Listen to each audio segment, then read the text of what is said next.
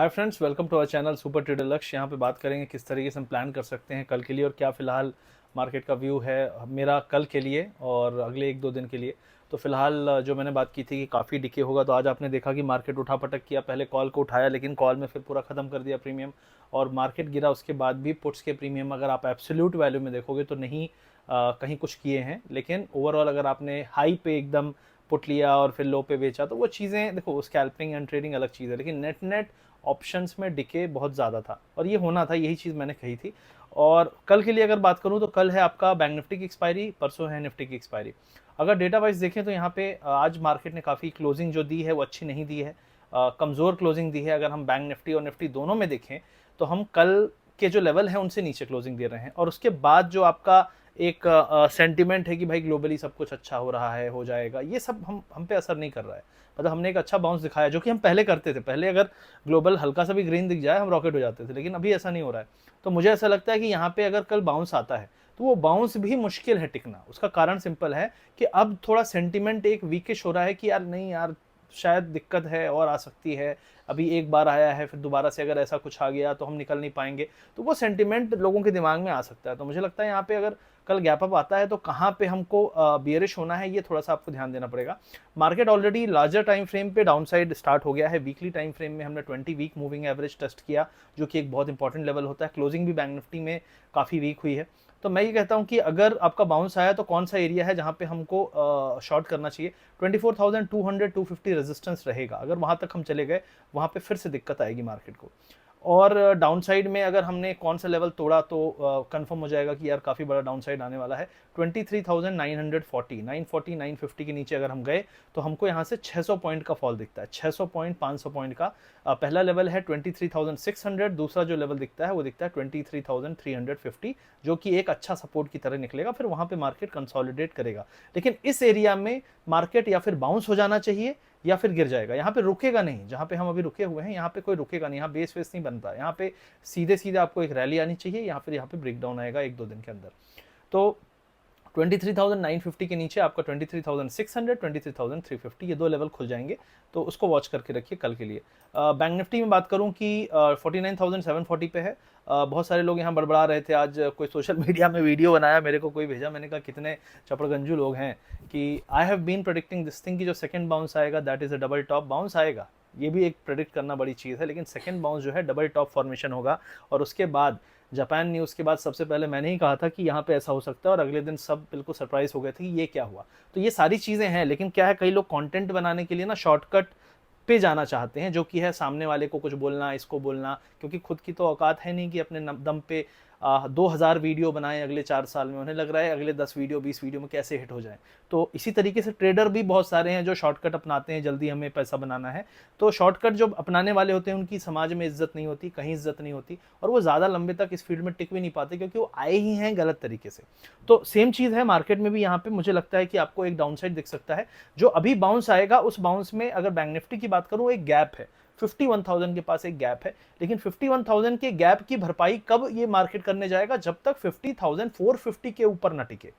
450 के ऊपर क्लोजिंग आनी चाहिए, तभी ये 51,000 का जो गैप है एक बचा हुआ है उसको पार करने जाएगा, भरने जाएगा। अदरवाइज गैप कई बार महीने भर में भी पटते हैं या हफ्ते 2 हफ्ते बाद भी वो कवर होते हैं, तो जरूरी नहीं है गैप है तो वो भरे।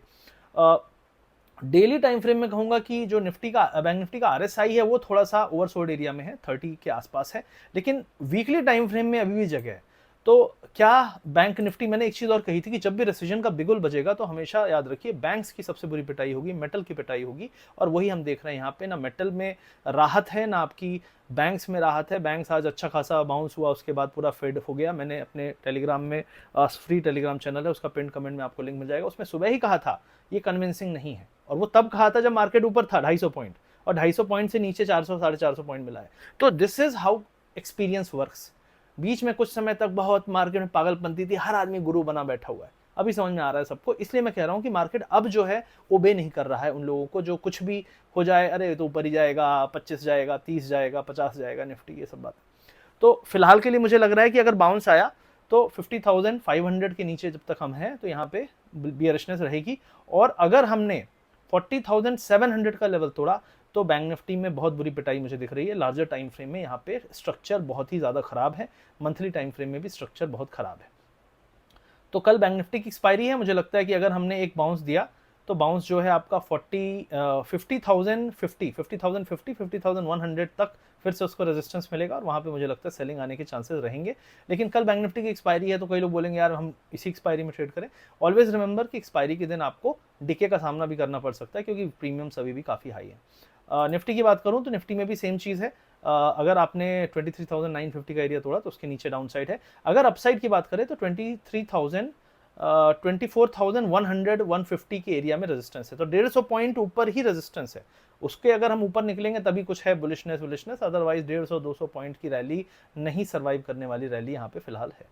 उसके अलावा मिड कैप का सबसे बड़ी इंपॉर्टेंट बात है कि मिड कैप आज सुबह स्ट्रांग थे और फिर पूरे गिव अप कर दिए। तो यहाँ पे यही मैंने कहा कि सेंटिमेंट बदल रहा है। यहाँ पे अब जो है पागलपंती वाली कि भाई चलो ऊपर ही जाएगा, कुछ भी हो जाए, पोर्टफोलियो लोगों के अब लाल हो रहे हैं। और ये मैंने पिछले हफ्ते वार्निंग दी थी कि अब आ गया है वो समय। देखो बजट क्या हुआ था, क्या बोला था मैंने बजट में क्या होगा, LTCG टैक्स बढ़ेंगे, ये प्रोडिक्शन मैंने की थी 5 दिन 8 दिन पहले। सरकार के पास कोई चांस नहीं है, सही हुआ। चुनाव का जो रिजल्ट था मैंने जो कहा था वही हुआ। अभी मैं जो पिछले 4 दिन में जापान वाली इशू है, ग्लोबल ऐसा इशू हो रहा है, ये है होगा, और वो मंडे से अचानक शुरू हो गया। अभी मेरा जो मानना है वो ये है कि अगले 3 से 6 महीने में यहाँ पे काफ़ी डाउन साइड है इक्विटीज़ में, मिड कैप्स में। जो स्टॉक बिना फंडामेंटल के बहुत अच्छा ऊपर कर गए हैं इन टर्म्स ऑफ प्राइस, वो प्राइस काफ़ी पिटेंगे। तो इसलिए अगर आपका स्टॉक जो पोर्टफोलियो में बहुत अच्छा नहीं कर रहा है, उसके फंडामेंटल्स आपको पता है यार, फ्यूचर में सपने दिखा के उम्मीद है कि अच्छा होगा, अच्छा है नहीं, तो वो स्टॉक की पिटाई ज़्यादा होगी। जो अच्छा कर रहे हैं उनकी पिटाई कम होगी। ऐसा नहीं है कि प्रॉफिट बुकिंग सब में आती है, लेकिन जो अच्छे स्टॉक होते हैं वो कम पिटते हैं। तो आज से जब 2 महीने बाद 3 महीने बाद एक करेक्शन हो चुका होगा और आप बोलोगे कि कौन सा स्टॉक मैं खरीदूं, आपके फेवरेट 10 15 20 स्टॉक जो आज दिखते हैं, उन्हीं स्टॉक में से जो सबसे कम गिरे वाले हैं उनमें से आप देखो प्राइस एक्शन, उसमें आपको बेटर चांस मिलेगा अगली रैली में जो आएगी। क्योंकि जो घटिया स्टॉक हैं वो घटिया ही रहेंगे, जो अच्छे स्टॉक्स हैं वो वापस से कम बैक करेंगे और अच्छी रैली देंगे। तो ये चीज़ हो गई। ओवरऑल विक्स जो है अभी 18 के आसपास है, मुझे लगता है विक्स जो है 15-16 के ऊपर ही रहने वाला है। लेकिन 20-25 जाएगा, वहाँ पे फिर से डिके वाला खेल होगा। लेकिन मुझे नहीं लगता 16-17 के नीचे बहुत जल्दी आने वाला है, क्योंकि जब तक ये जापान का इशू है तब तक कोई खास यहाँ पे रिलीफ नहीं मिलने वाला है। तो ये फिलहाल मेरा व्यू है मार्केट के बारे में। और FII का डेटा जो है थोड़ा सा अब ऐसा लग रहा है कि FII ने ऑप्शन सेलिंग का गेम आज कंप्लीट कर लिया है और फिर से ऑप्शन बाइंग वाला माहौल कल आ सकता है। और रिटेलर ने पुट सेलिंग बहुत ज़्यादा की है, मतलब रिटेलर को लॉस देने के लिए बड़े लोग उनको पीट सकते हैं। अगर गैप अप हुआ तो गैप अप के बाद थोड़ा सा गैप अप करा के वहाँ से पलट सकते हैं कल के दिन और परसों के दिन। तो ये फिलहाल व्यू दिख रहा है मार्केट का। आई होप वीडियो अच्छा लगा। वीडियो के पिन कमेंट जरूर चेक कर लीजिएगा। हमारा स्कैल्पिंग और स्विंग का कोर्स है 1500 का, अगर आपको सीखना है आप वो चूज कर सकते हैं। हमारा फ्री टेलीग्राम चैनल है जहाँ पे मैं 1-2 लाइन में अपना व्यू देता हूँ, जो कि लोगों को बहुत फ़ायदेमंद होता है। लोग बहुत अच्छा पैसा उसी से कमा लेते हैं।